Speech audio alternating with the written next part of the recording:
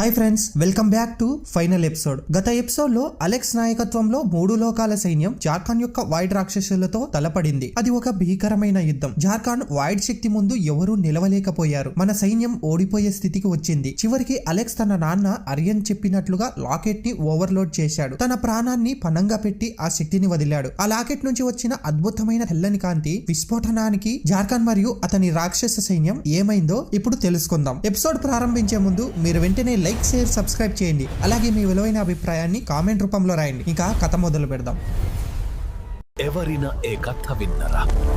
ప్రతి కథ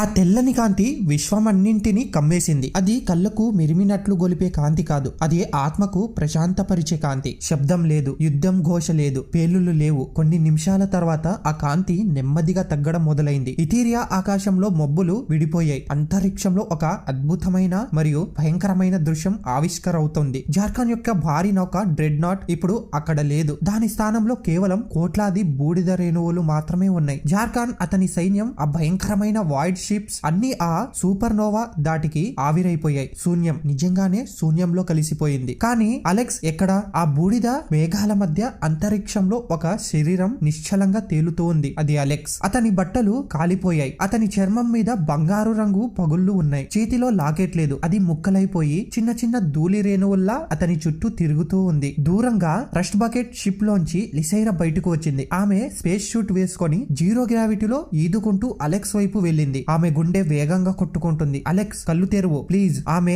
అలెక్స్ దగ్గరకు చేరుకుంది. అతని చెయ్యి పట్టుకుంది. చల్లగా ఉంది. మంచు ముక్కల్లా చల్లగా ఉంది. గుండె చెప్పుడు లేదు, ఊపిరి లేదు. లిసైరా గొంతు అంతరిక్ష నిశ్శబ్దంలో మూగబోయింది. ఆమె హెల్మెట్ లోపల కన్నీళ్లు వరదలా పారాయి. నువ్వు ఇలా వెళ్లిపోకూడదు. నువ్వు మాట ఇచ్చావు. వెనక నుంచి మరో షిప్ వచ్చింది. అందులో అరియన్, చంద్రవీర్, సైఫర్ ఉన్నారు. అరియన్ షిప్ డోర్ తెరుచుకొని బయటకు చూశాడు. లిసైరా ఒడిలో నిశ్చలంగా ఉన్న అలెక్స్ ని చూడగానే ఆ తండ్రి గుండె ఆగిపోయినంత పనైంది. అరియన్ అరుపు కమ్యూనికేషన్ ద్వారా అందరికి వినిపించింది. అది ఒక గాయపడిన జంతువు అరుపు. అతను షిప్ లోంచి దూకి అలెక్స్ దగ్గరకు వెళ్ళాడు. తన కొడుకును గట్టిగా హత్తుకున్నాడు. నేను చావాలి, నువ్వు కాదురా. నువ్వు చిన్న పిల్లాడివి, నీకు ఇంకా జీవితం ఉంది. అరియన్ ఏడుస్తూ అలెక్స్ ముఖం మీద పడ్డాడు. చంద్రవీర్ తలదించుకున్నాడు. సైఫర్ తన రోబోటిక్ కన్ను తుడుచుకున్నాడు. వాల్కరిన్ సైనికులు, మూన్ వాకర్స్, పైరేట్స్ అందరూ తమ తలలు వంచి మౌనం పాటించారు. విశ్వాన్ని కాపాడిన వీరుడు ఇక లేడు. కానీ ఇది ముగింపు కాదు. అలెక్స్ ఆత్మ ఒక విచిత్రమైన ప్రదేశంలో ఉంది. అక్కడ భూమి లేదు, ఆకాశం లేదు, కేవలం బంగారు రంగు నీరు లాంటిది ప్రవహిస్తూ ఉంది. అతను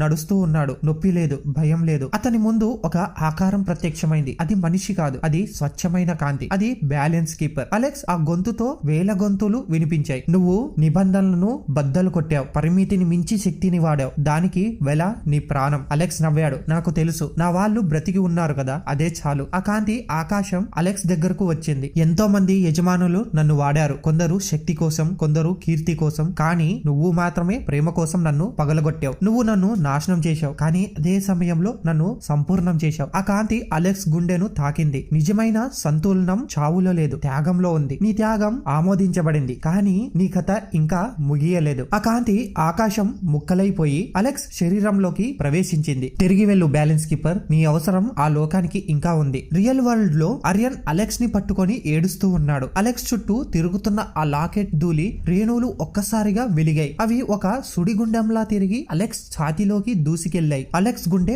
ఒకసారిగా కొట్టుకుంటుంది. అతని చర్మం మీద ఉన్న బంగారు పగుళ్ళు మెలికలు తిరుగుతూ మాయమైపోయాయి. అతని చర్మం మళ్ళీ మామూలుగా మారింది. అలెక్స్ ఒక్కసారిగా ఊపిరి పీల్చుకున్నాడు. లిసైరా ఉలిక్కి పడింది. అలెక్స్. అరియన్ కళ్ళు తుడుచుకొని చూశాడు. అలెక్స్ నెమ్మదిగా కళ్ళు తెరిచాడు. ఆ కళ్ళల్లో ఇప్పుడు సాధారణ నలుపు రంగు లేదు, ఒక సన్నటి బంగారు రంగు రింగ్ అతని కనుపాపల చుట్టూ ఉంది. నాన్న, అలెక్స్ నిరాశగా పిలిచాడు. ఎందుకు ఏడుస్తున్నావు? నేను ఇంకా పోలేదు కదా. అరియన్ నవ్వాడు, పిచ్చివాడిలా నవ్వాడు. అతను అలెక్స్ ని మళ్ళీ గట్టిగా హత్తుకున్నాడు. నువ్వు రాక్షసుడివిరా, యముడిని కూడా మోసం చేసి వచ్చావు. లిసైరా అలెక్స్ మీద పడిపోయింది. మూర్ఖుడా, ఇంకోసారి ఇలా చేస్తే నేను నిన్ను చంపేస్తాను. చంద్రవీర్ స్టాప్ ఎత్తి అరిచాడు, అలెక్స్ బ్రతికే ఉన్నాడు అని. ఆ మాట రేడియోలో వినిపించగానే అంతరిక్షం మొత్తం జయధ్వానాలతో దద్దరిల్లింది. అందరూ ఇథీరియాకి తిరిగి వచ్చారు. అక్కడ పండుగ వాతావరణం ఉంది. కానీ అలెక్స్ కి అరియన్ కి తెలుసు అసలు సమస్య ఇంకా మిగిలే ఉందని. చంద్రవీర్ వాళ్ళను ఒక ఎత్తైన కొండ మీదకు తీసుకెళ్లాడు. అక్కడి నుంచి ఆకాశం కనిపిస్తుంది. ఆకాశంలో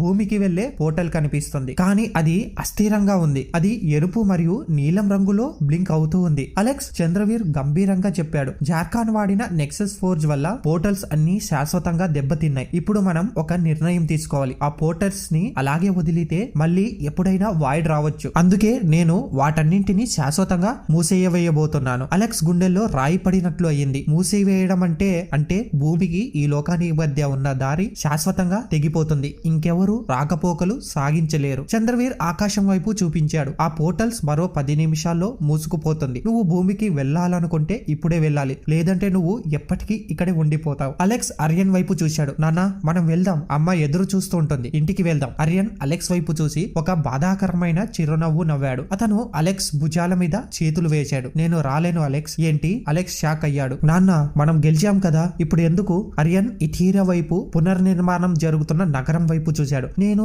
ఈ లోకానికి చాలా అప్పుపడి ఉన్నాను అలెక్స్. నా పూర్వీకులు నేను చేసిన తప్పుల వల్లే ఇదంతా జరిగింది. ఇక్కడ ఇంకా చాలా పని ఉంది. ఈ ప్రజలకు నా సైన్స్ అవసరం, చంద్రవీర్ కి నా సాయం అవసరం. అంతేకాదు, అరియన్ కళ్ళల్లో నీళ్లు నిండాయి. భూమి మీద నేను చనిపోయి 20 ఏళ్లు అయ్యింది. మీ అమ్మ నన్ను ఒక జ్ఞాపకంగానే చూస్తుంది. నేను ఇప్పుడు తిరిగి వస్తే ఆమె బ్రతుకులో మళ్ళీ అలజడి రేగుతుంది. కానీ అమ్మా, నేను నిన్ను ప్రేమిస్తున్నాం అలెక్స్ అరిచాడు. అందుకే వెళ్ళట్లేదు. అరియన్ అలెక్స్ నుడితిని ముద్దు పెట్టాడు. నువ్వు వెళ్ళి ఆమెను చూసుకో. ఆమెకు చెప్పు, నేను ఆమెను చివరి శ్వాస వరకు ప్రేమిస్తూనే ఉన్నానని. నేను ఎక్కడున్నా నక్షత్రాల మధ్య నుంచి మిమ్మల్ని చూస్తూనే ఉంటానని. అలెక్స్ కి అర్థమైంది, తన తండ్రి నిర్ణయం మారదు. అతను గట్టిగా ఏడుస్తూ అరియన్ ని హత్తుకున్నాడు. Love you dad, miss you, love you son, you are my hero అని మాట్లాడుకుని తర్వాత అలెక్స్ లిసైరా వైపు తిరిగాడు. లిసైరా మౌనంగా నిలబడింది. ఆమె కళ్ళల్లో మాటలు లేవు. నేను వెళ్ళాలి లిసా, అలెక్స్ మెల్లగా అన్నాడు. నాకు తెలుసు. లిసైరా దగ్గరకు వచ్చింది. ఆమె తన మెడలో ఉన్న ఒక చిన్న క్రిస్టల్ ని తీసి